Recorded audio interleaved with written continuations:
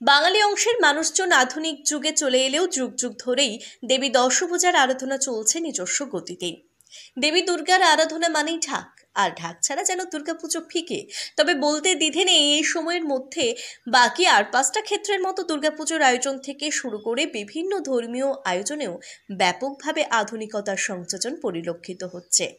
কিন্তু আধুনিক যুগের সঙ্গে তাল মিলিয়ে সবকিছু বদলালেও বদলায়নি ঢাকের কদর।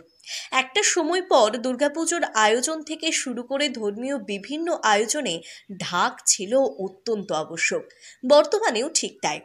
রাজ্যের বিভিন্ন প্রান্তের সাথে সাথে তেলিয়ামুড়ার একটি বিরাট অংশের মানুষের ঢাক বাজিয়ে নিজেদের জীবন জীবিকা নির্বাহ করে আসছেন সেই অনাদিকাল থেকেই, এবং কালক্রমে সেই শিল্পের পরিসরও অনেকটাই বৃদ্ধি ঘটেছে।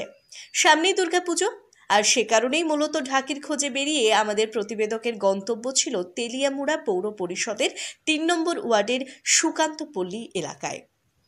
এই এলাকার বাসিন্দা তথা পেশায় ঢাকি বলরাম ঋষি দাস বাপ ঠাকুরদার কাছ থেকে এই ঢাক বাজানো শিখে বিগত 30 থেকে 40 বছর যাবৎ বিভিন্ন ধর্মীয় অনুষ্ঠানে ঢাক বাজিয়ে নিজের জীবন জীবিকা অতিবাহিত করে আসছে।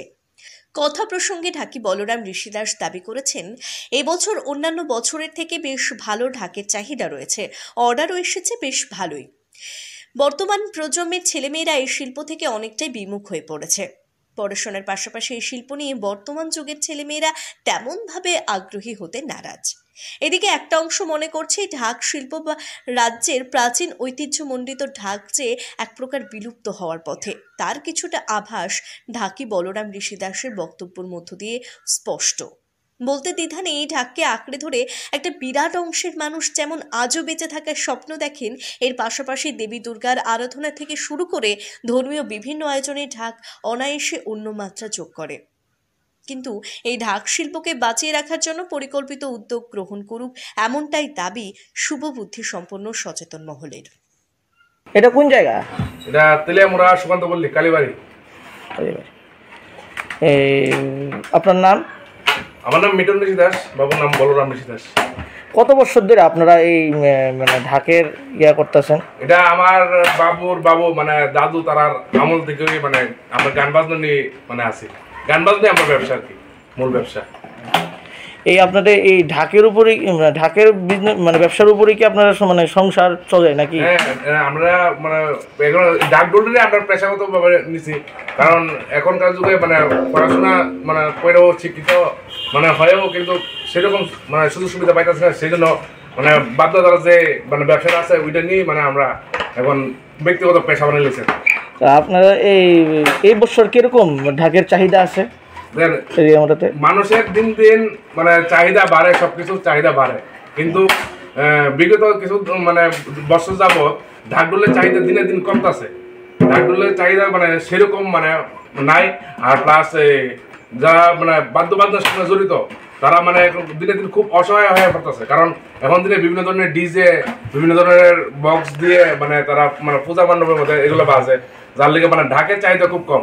আপনার কি মানে অন্যান্য বছর তো মানে যে ধরনের আপনার ঢাকের যে বায়না পান বা যে টাকা পান মানে এখন কি মানে তুলনামূলক কি কম পাইতেছেন নাকি? হ্যাঁ, অনেক কম। যে জায়গাতে 20,000 25,000 সে জায়গায় 10,000 12,000, হাইয়েস্ট গেলে 15,000, এর বেশি হয় না। তা আপনার কি এখন এই ঢাকের ব্যবসা দিয়ে আপনার মানে সংসার প্রতিপালন করতে কি কোনো সমস্যা হইতেছে নাকি? সংসার প্রতিপালন করতে তো সমস্যা হচ্ছে, কারণ দিনের দিন যে জিনিসপত্রের যে চাহিদা, জিনিসপত্রের যে দাম, দ্রব্যমূল্যের এত মানে দাম, সেই সবকিছু মানে চিন্তা করে অ্যাডজাস্টমেন্ট করে নিয়ে মানে এটাই নিয়ে আছে আর কি। তো কি চাই মানে কি চাইবেন বা সরকারের কাছে কোনো আপনাদের কোনো দাবি থাকবো কি আগামী দিনে আপনাদের এই ঢাকের?